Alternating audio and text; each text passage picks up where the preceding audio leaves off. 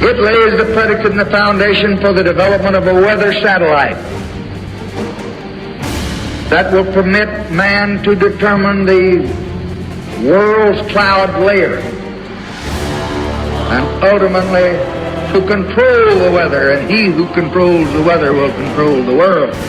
The best and most accurate writings of American icon Mark Twain were his essays titled The Damned Human Race. What a visionary he was.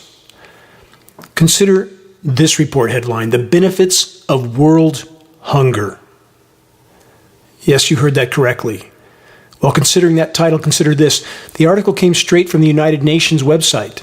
Though the UN has recently removed this report from their site due to the understandable outrage it generated in all who stumbled on it. Here's an excerpt from that report, titled, again, The Benefits of World Hunger. We sometimes talk about hunger in the world as if it were a scourge that all of us want to see abolished, viewing it as comparable with the plague or AIDS. But that naive view prevents us from coming to grips with what causes and sustains hunger. Hunger has a great positive value to many people, the UN article states, and continues with this. Indeed, it is fundamental to the working of the world's economy. Hungry people are the most productive people, especially where there is a need for manual labor. More on the UN, quote, Benefits of World Hunger report later in this broadcast. But can you imagine this would be posted on their site? And it was. I viewed it with my own eyes. In fact, you can search it still, www.un.org/en/chronicle/article/benefits world hunger. Now there's nothing on that page, but the link is still there. Moving on to more reports from the asylum. A United States patent that calls for cooling the planet with nuclear bombs. What a great idea. What could possibly go wrong with that?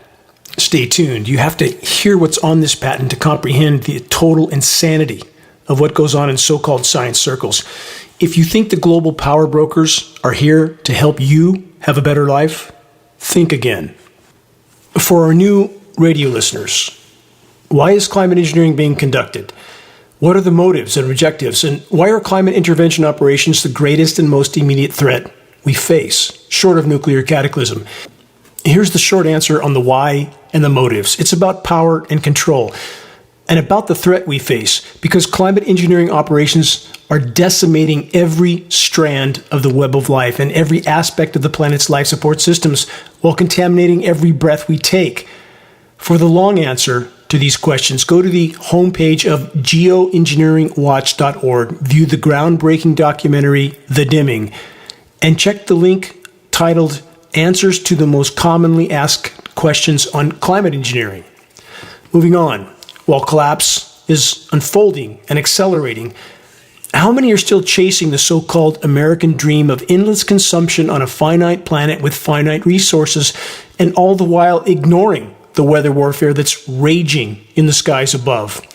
What did comedian George Carlin have to say about the, quote, American dream?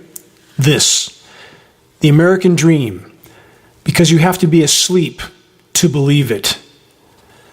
The so-called dream is now a nightmare that's actually just beginning, and much of the rest of the world is already experiencing much worse. And again, it's just beginning for them as well.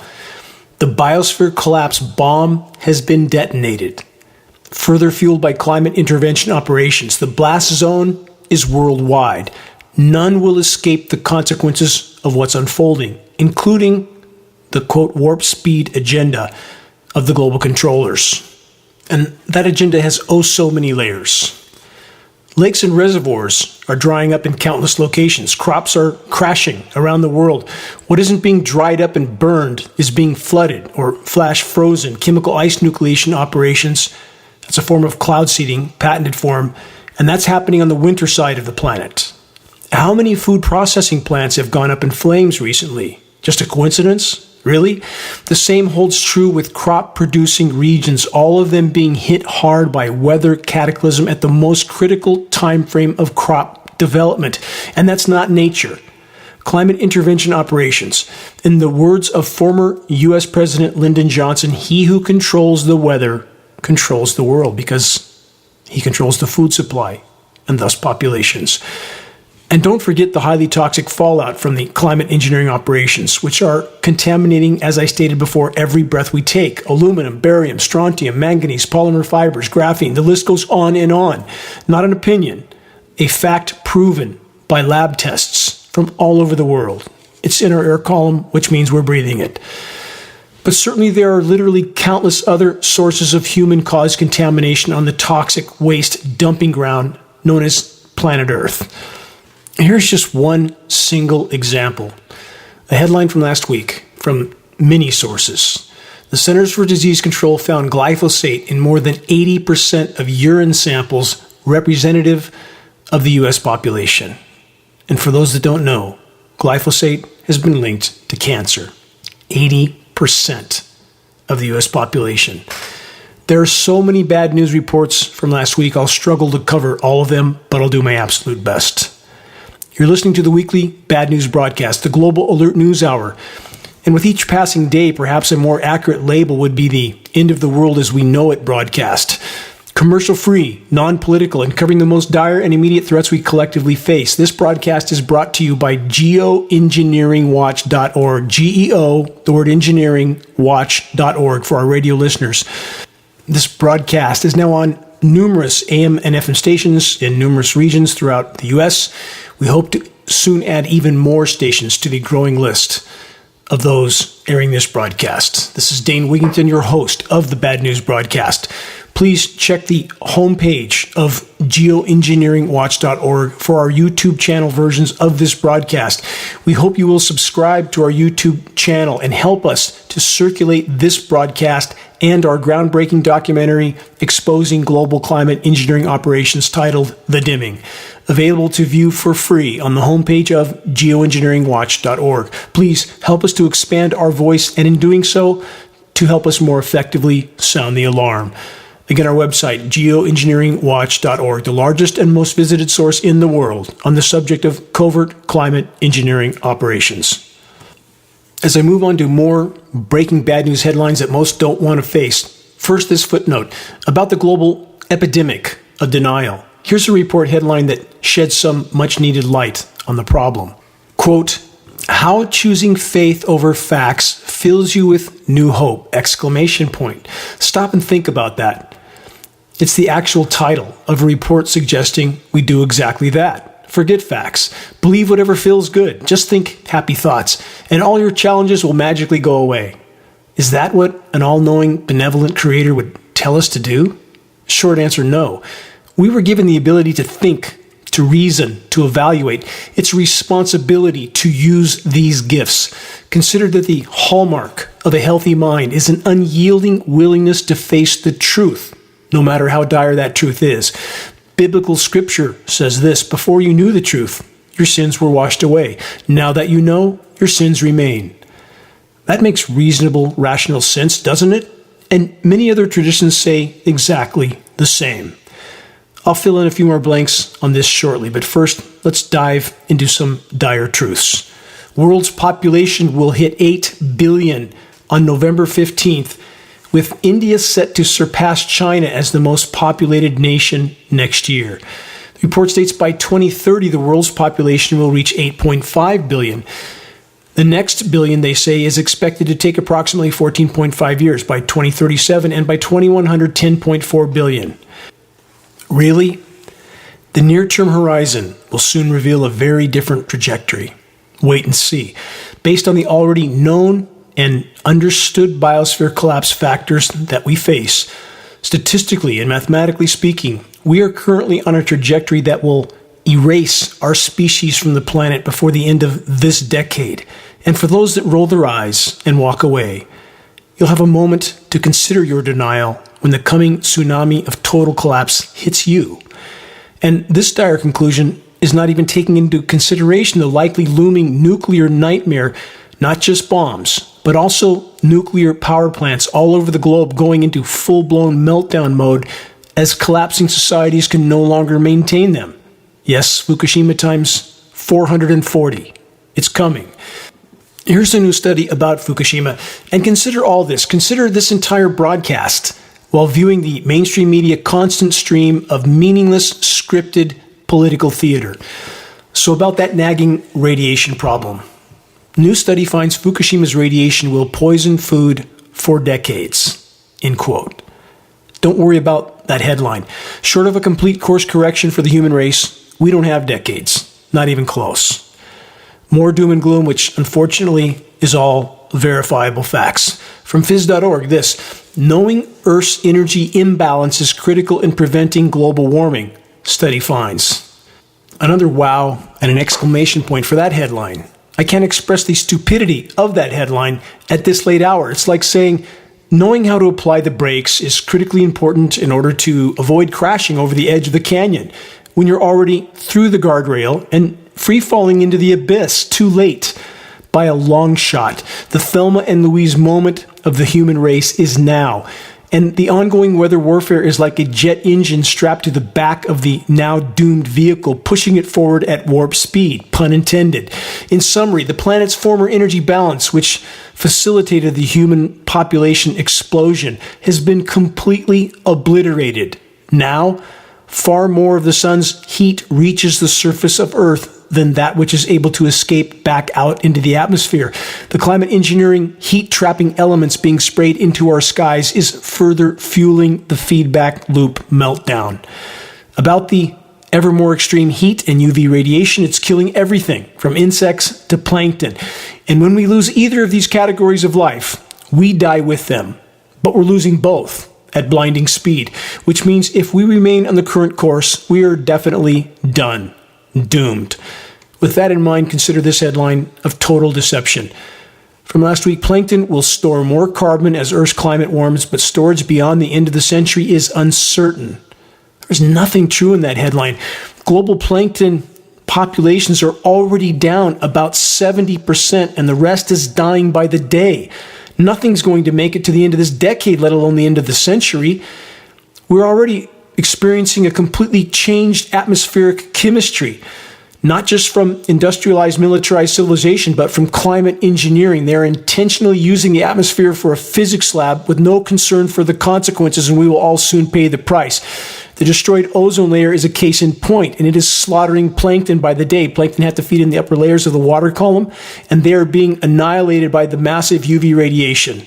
No plankton, no people. Simple. No insects, no people. Insect populations down globally 80 to 90% right now. And we have the so-called scientists that published this report saying, oh gee, we might have a problem by the end of this century. Total disinformation. More on the climate engineering consequences, i.e. drought, deluge scenarios, and further fueling planetary meltdown. This headline from last week: new drone footage shows dire state of the Great Salt Lake. It's at record low levels, for those who don't know. Next headline: much of the Southwest is turning into, quote, Death Valley as dust bowl conditions return and water resources dry up.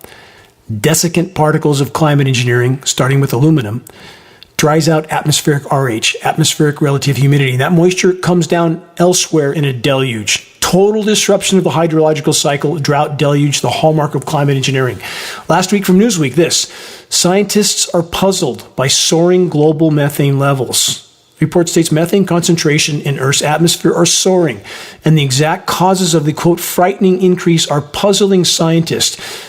What a shocking revelation. Scientists that are paid to be puzzled don't have a clue. Should that be any surprise? The report then states this, again from Newsweek: methane concentrations are increasing at a frightening and totally unexpected rate. That's from NASA atmospheric scientist Benjamin Poulter. That's what he told Newsweek. Benjamin, how could you not know? Geoengineeringwatch.org has been trying to sound the alarm about this for a decade and a half, and you still don't know, even today, that the rapid warming of the planet, made worse, not better, by climate engineering, is causing formerly frozen methane deposits in the tundra and the seabed to thaw and explode into the atmosphere, and you still don't know what's going on?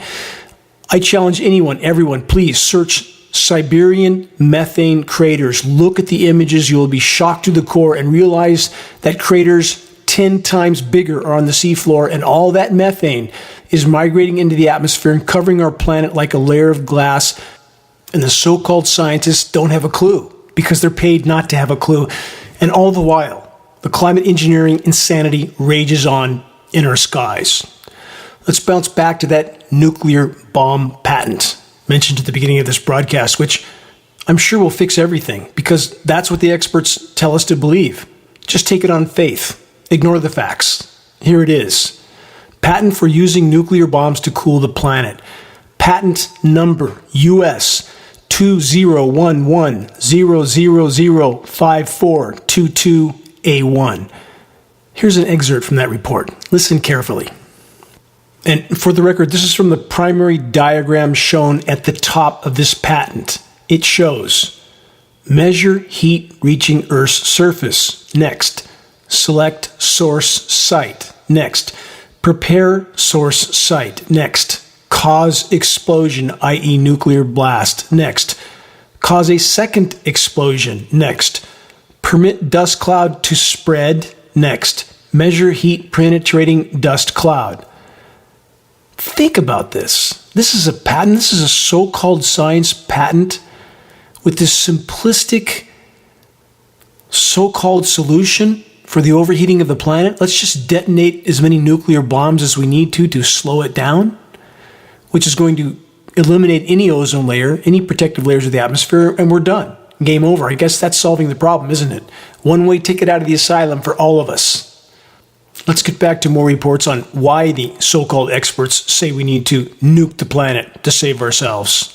From the UK Guardian and other sources, why is it so hot in the UK and elsewhere in Europe? And what are the dangers? ? They say a high-pressure system has grown larger and pushed further north, i.e. high-pressure heat dome.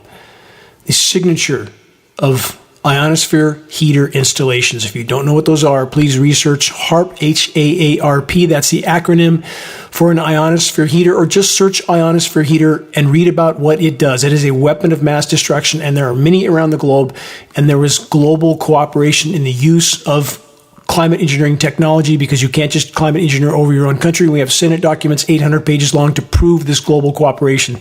So whatever the surface tensions seem to be, know that there is absolutely collusion and cooperation going on behind the scenes, just like mafia families on issues like climate engineering and CV-19. Here's a follow-up headline designed to cast doubt on what any halfway awake individual can actually feel in their own skin. From livescience.com, I'm talking about the destroyed ozone layer. This report states, claims of new tropical ozone hole raise controversy. And what's the gist of this quote-unquote debunking article? Basically, the authors say, well, no one else has seen it, therefore it can't be true. And yet, the signs are everywhere. Every surface you touch is extraordinarily hot. It's burning the bark off of trees. It's killing insects. It's burning foliage. It's crushing crops. The ozone layer is disintegrating, and we're metering it. We have a former NASA contract engineer that's metering this for us. If you want to be shocked at how near-term this existential threat is, please search the ozone destruction category on the homepage of geoengineeringwatch.org and watch a few of those reports, and you'll learn what very few people want to know. So here's the basic summary conclusion of this so-called debunking article, that if any science says anything that's not in line with official narratives, it simply can't be true or accurate, no matter how true and accurate it is. Think about that. Industrialized, militarized societies are a three-ring circus of total insanity, denial, and deception, and all of it is amplifying by the day as the ship goes down, i.e. the planet's life support systems continue to collapse. If any outside intelligent life form is monitoring the human race, what could they conclude except that our species is completely clueless and careless? Mainstream media and corporate commercials are on such a mindless level that it all appears tailored for a low double-digit IQ. No one seems to notice that either. What's that tell us?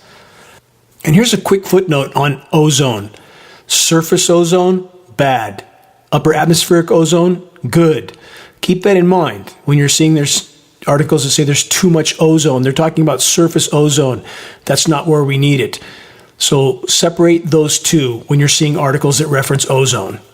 Next, ecosystems get increasingly thirsty due to climate change. No mention of climate engineering, which is the single greatest drought-causing factor on the planet. Take a listen to the scientific genius revealed in this report. An international team of scientists found several, quote, hotspot regions where increasing water limitation strongly affects ecosystems. These include Central Europe, the Amazon, and Western Russia. What about the Western U.S.?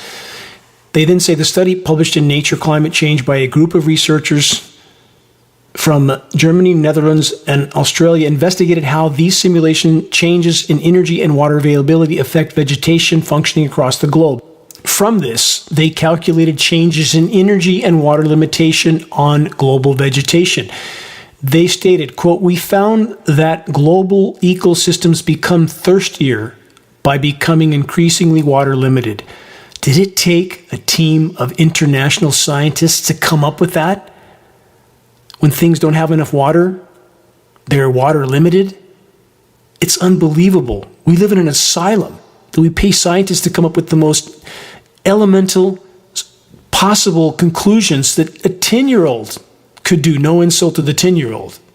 One more excerpt from this report. Healthy vegetation needs sufficient energy, they say, from solar radiation and water from soils. This allows vegetation to do photosynthesis, to grow, and thus to provide evaporative cooling. This happens during photosynthesis. Tiny openings in the leaf surface, which are called stomata, I've talked about that many times in my broadcast, open up to draw carbon dioxide in from the atmosphere. At the same time, water from inside the leaves evaporates through the stomata into the atmosphere, thus providing a cooling effect. This cooling is important, especially during heat waves. Let's call this what it is, VPD, vapor pressure deficit.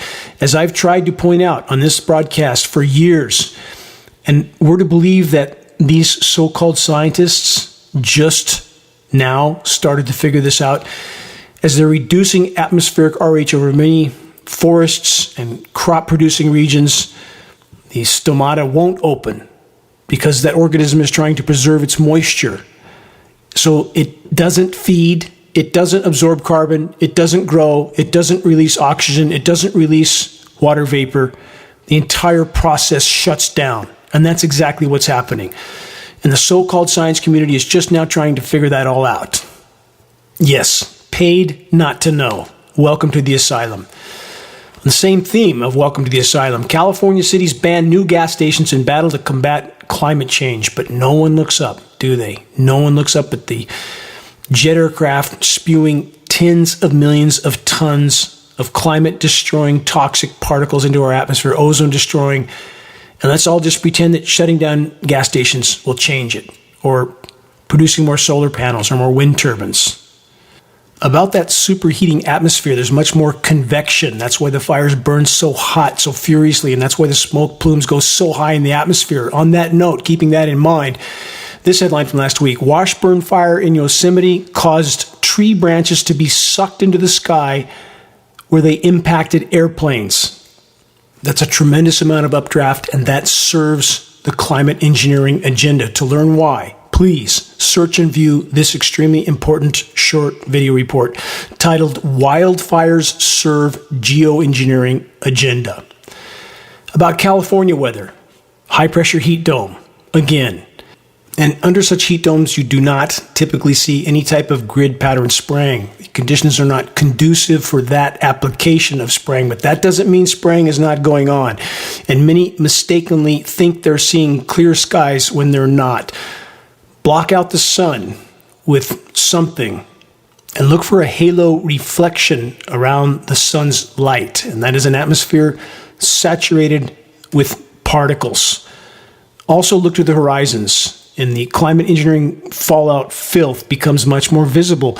Cumulus clouds, for example, over distant mountains can barely be distinguished against the backdrop of this atmospheric filth from climate engineering. So, in summary, don't confuse a lack of seeing blatant in-your-face grid pattern climate engineering operations with a lack of spraying. There's much more to climate manipulation operations than just the shockingly visible dispersions. Something to keep in mind. The drought-inducing impacts of covert climate intervention operations continue to dry up Lake Mead, Lake Powell, Lake Shasta, Lake Oroville, and the rest of the U.S. West. 40 million inhabitants are going to soon face much more than they bargained for. And about the drying, from Earth.com, a reminder of this recent article. Water evaporation from lakes is far greater than expected. How many times on how many subjects have I had to read a headline like this that corroborates what Geoengineeringwatch.org has stated on the record for a decade and a half? It's far worse than anything we're being told, and now that they can't hide it, they're having to start admitting to it. From this report, the dataset utilizes modeling and remote sensing to measure evaporation in 1.42 million lakes and reservoirs worldwide. Again, yet another oops. It's way worse than we thought. From the so-called science community that has gotten almost nothing right because they've been so well paid for so long to downplay the true severity of what's unfolding until the last possible moment in the desperate attempt to keep from panicking populations before the power structure is ready for that to occur. And of course, not a word about climate intervention operations, the single greatest atmospheric drying, drought-causing factor that's completely disrupting the hydrological cycle. So again, in summary, about the radically increased evaporation that's occurring under our now constantly climate-engineered skies. What happens when you saturate the atmosphere with ozone layer-destroying, moisture-absorbing, desiccant particles? And all of it under an ionosphere heater-induced heat dome. The moisture is sucked out of everything on the ground, not just lakes, streams, and rivers, but forests, foliage, and crops. On that note, this headline from last week: Western U.S. drought brings Great Salt Lake to lowest level on record. And this, on the other side of the world, Austria and Hungary fight nature to stop lake from vanishing.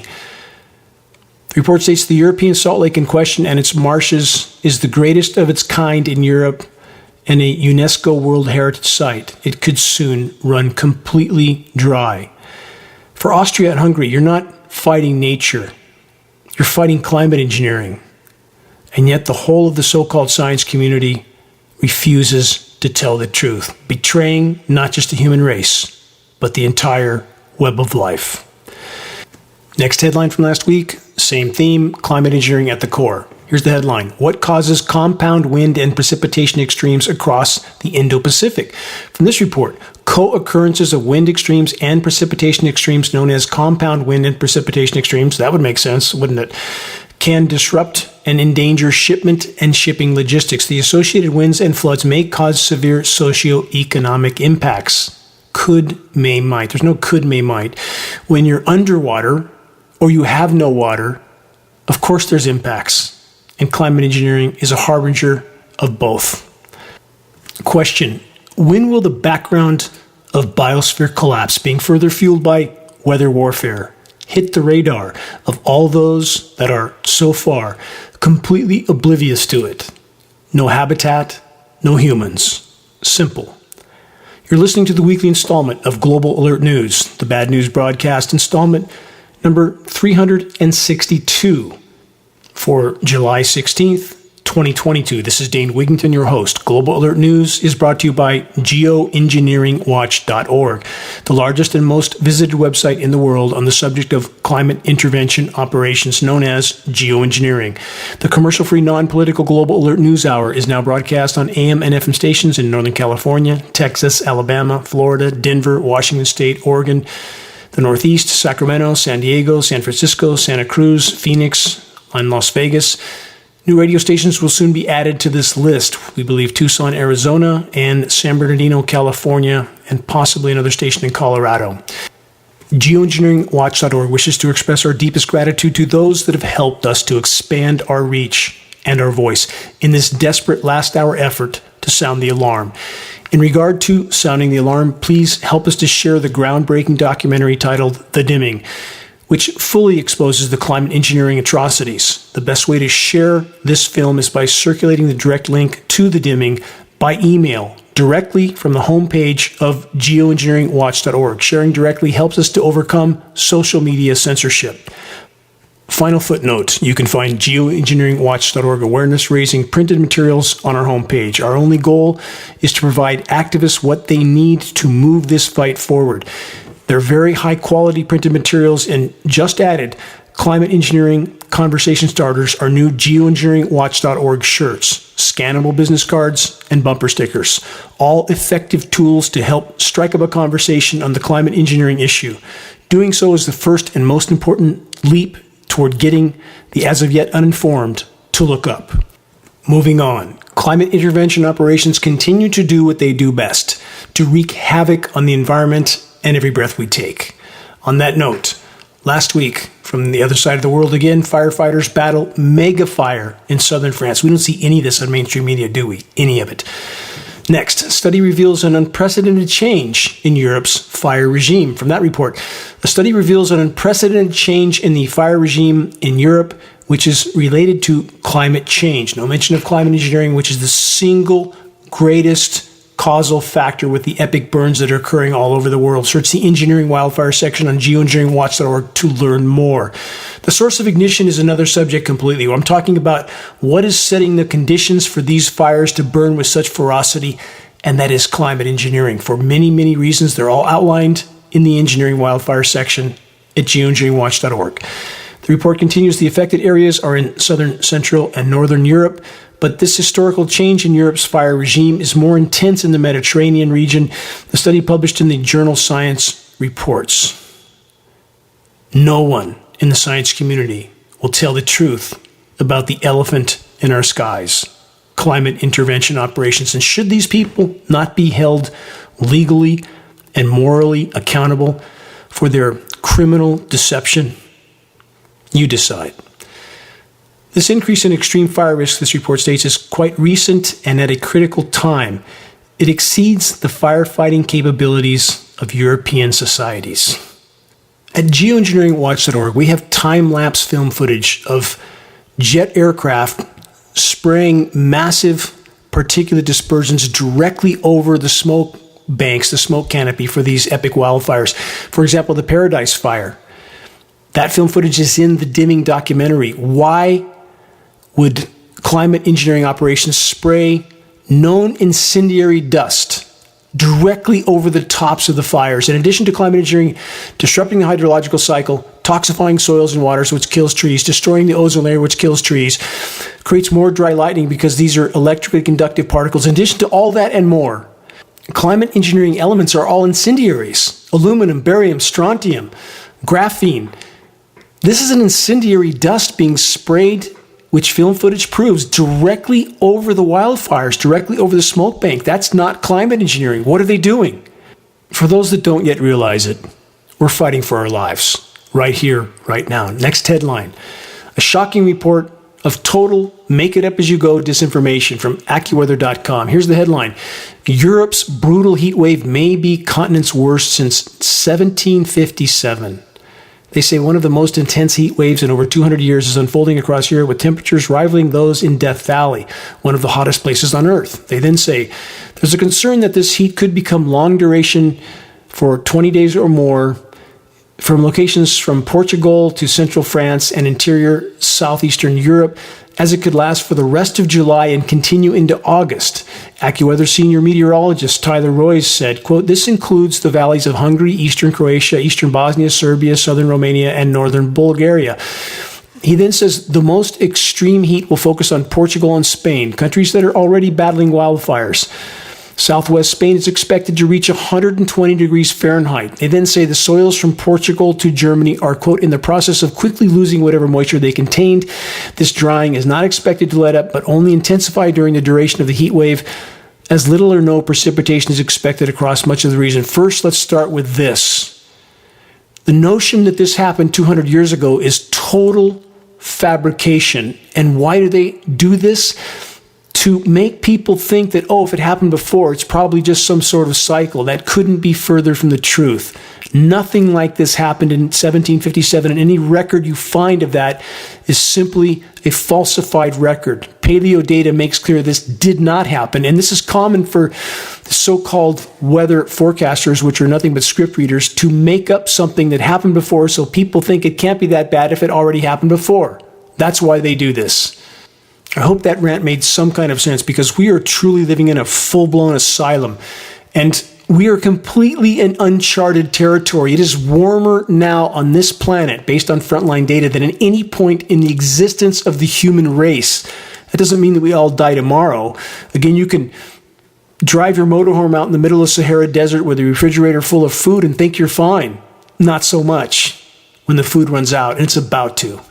From the UK Daily Mail, this summer could be the hottest on record, with Brits set to bake in heat. As forecasters warn, we now face, quote, historic, even unprecedented heat dome. Well, that's funny. I thought it happened 200 years ago. Not so much in this report, is it? And remember that term heat dome. That is the signature of ionosphere heaters, and we see that term now all the time, don't we? And nobody asks any questions. The report states this summer could be the hottest on record due to an unprecedented heat dome developing over Europe. They then say early models suggest that a mass of stagnant hot air may remain over the continent, creating long duration heat waves that could last through July and August. Went over that with, this is important, tropical nights offering no relief from the high temperatures. That's indicative of an atmosphere filling with methane, heat trapping gas, nitrous oxide. CO2 is a problem also. But so are climate engineering elements that block some of the daytime heat but trap it at night while destroying the ozone layer, disrupting the hydrological cycle, and heating the planet from 100 different directions, indirectly. Next report from last week. Scientists suggest naming heat waves as part of early warning system to save lives. That's not why they're going to name heat waves. They do it to make it more theatrical, just like they name winter storms, to make them theatrical so they make an impression, and that's what they're trying to do at this point. Brought to you by the script readers that do the bidding of the weather terrorists. On that note, this headline from last week. Italy declares state of emergency due to worst drought in decades. There it is again. Worst in decades. They make people think it happened before, so it can't be that bad. We are in totally uncharted territory. Italian Prime Minister Mario Draghi said at a press conference Thursday, quote, "The general rise in temperatures is also contributing to the drought. There's no doubt that climate change is having an effect," he said. Mr. Draghi, what about climate engineering? The single greatest drought-causing factor, period. In regard to the mega droughts all over the world, consider that the laws of physics make clear it must rain more overall on a rapidly warming planet, not less. Biblical scale crop crushing droughts are now the norm in so many agricultural regions. This is not an act of nature. It's a direct result of climate intervention operations. And in many other regions, epic and constant flooding have become the norm. Drought and deluge scenarios are the hallmark of climate intervention operations, aka weather warfare. But for the record, this is not to deny the countless other forms of human activity that are decimating the climate and the planet as a whole. What I'm saying is that there can be absolutely no legitimate discussion about the climate from any perspective without first and foremost addressing the completely out of control climate engineering insanity. More headlines last week from Reuters. Heat waves hammer megacities in China's Yangtze River Basin. Over 90 red alerts issued across China for high temperatures. Power load on grids hits record in 7 provinces. More from China. We hear none of this on U.S. mainstream media. Frequent occurrence of climate extremes in the Three Gorges region through all of 2021. Next headline, also about China. Record temperatures in Shanghai as heat wave bakes China. From that report, Shanghai roasted under its hottest temperatures ever recorded last week as heat waves in China triggered a flurry of weather alerts and strained the farming and energy sectors. From CNN, same theme. Dozens of cities in China issued heat wave warnings as temperatures surged. 84 cities across China issued their highest level red alert warnings ever. Next headline, also same theme. Almost all of China under extreme heat. Catastrophic heat in China with night temperatures above 33 degrees C. That's again the nighttime temperatures that are not cooling off. They're rising twice as fast as daytime highs. That's indicative of an atmosphere that is not releasing heat. And I listed the reasons for that. Not just greenhouse gases, but also climate engineering elements being sprayed into our skies, heat trapping elements. Next headline, heat wave in southern China threatens crops. No surprise, crops being crushed all over the globe. Next headline, hot weather comes at crucial time for China's early rice. Stated that earlier in this broadcast. At the most critical point in time for crop development, crops are being crushed all over the world with drought, heat, flooding, flash freezes, depending on the time of the year, in which hemisphere, all of it connected to climate engineering. And we will soon see the result of that on grocery store shelves. Here's more. Brazil sets new 6-month Amazon deforestation record, no surprise. Just another example of loot, plunder, pillage, and pollute until nothing is left. And we draw perilously near to that point.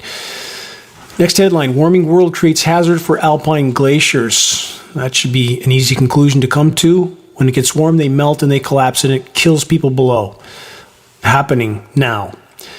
Next, from interestingengineering.com, scientists finally uncovered the source of the deadly heat blob that cooked the Pacific. What's their source? Global warming. What an infantile and inadequate conclusion. No reference to climate engineering and ionosphere heater-created high-pressure heat domes, which is how you achieve those massively high temperatures. This is not disputed technology. It's not speculation. Search and view Holes in Heaven, narrated by Martin Sheen for more, or watch the Dimming documentary on the homepage of geoengineeringwatch.org. It is imperative that we, all of us, educate ourselves. We are playing chess. We must learn how to play well, effectively, and efficiently. Here's a footnote from a commentator at geoengineeringwatch.org that had an important statement to make. We are here in Arkansas and have had no precipitation for many weeks, with none in sight, with burning temperatures above 90 nonstop. Fields are dried up, and at this point, there may not be even a second cutting for hay. I'm having to start to supplement hay, which is hard to find. Fields look like winter, and of course, the sky painting persists. More headlines, same theme. Much of the Southwest is turning into, quote, Death Valley as Dust Bowl conditions return and water resources dry up. Mentioned at the beginning of this broadcast, the endless drought in the Southwest has become a full-blown national emergency. If Lake Mead, Lake Powell, and the Colorado River keep drying up at the rate they have been, millions of Americans could soon be without water and electricity. No could, no may, no might. It's coming. Despite all of our advanced technology, you mean like climate engineering that's causing the problem in the first place? They say those living in the Southwest continue to be extremely dependent on a handful of critically important water sources, and if those water sources get so low they cannot be used, we are going to have a major crisis on our hands. You think? And no one looks up. No one connects the dots. No one investigates. Just keep pushing the buttons on that iPhone until you hit the wall at full velocity. This must change. Another headline, not just the U.S. suffering these consequences. Mexico declares drought emergency. How many know that? How many are watching anything other than the scripted political nonsense we see on mainstream media every single day? Next headline, same theme. Record-breaking heat scorches Texas, challenges power grid. The report states the scorching heat has set many heat records and shot temperatures up over 110 degrees, causing a spike in heat-related illnesses and putting Texas at risk of power blackouts. They say, well, solar power is generally reaching near full generation capacity, which is not true. The hotter a solar panel gets, the less power it makes, and it's significantly less. The report then states wind generation is declining, and all of this, they say, is happening under a dome of high pressure that has been mostly a permanent fixture across the south central states. And we see that term all the time now, don't we? High pressure heat dome, over and over and over. And underneath, drought, crushed crops, fires, grid shutdowns, general mayhem.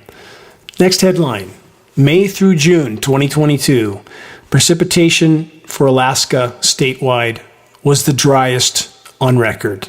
What a surprise. And now Alaska is burning to the ground.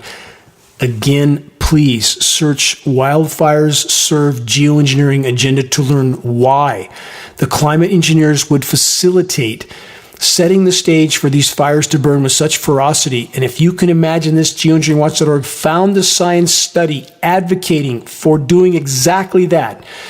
Intense incineration of forests to mimic the temporary cooling effect of a volcano, because those particulates spin toward the polar region because of the Coriolis effect, the spinning of the planet.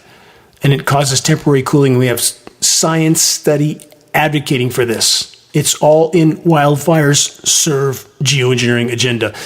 Next headline last week from counterpunch.org. Why is Alaska burning? Their excuse, simple global warming. You can't discuss climate anything without first and foremost addressing the climate intervention insanity. No legitimate discussion about the climate from any perspective without first and foremost addressing that. A final footnote on the burn down in Alaska. There was about 18,000 lightning strikes over 2 days in early July. In this case, the source of ignition is connected to climate engineering because climate engineering is saturating the sky with electrically conductive, static electricity generating particles that cause much more dry lightning. Connect the dots. Search the engineering wildfire section at the homepage of geoengineeringwatch.org. A summary headline from last week.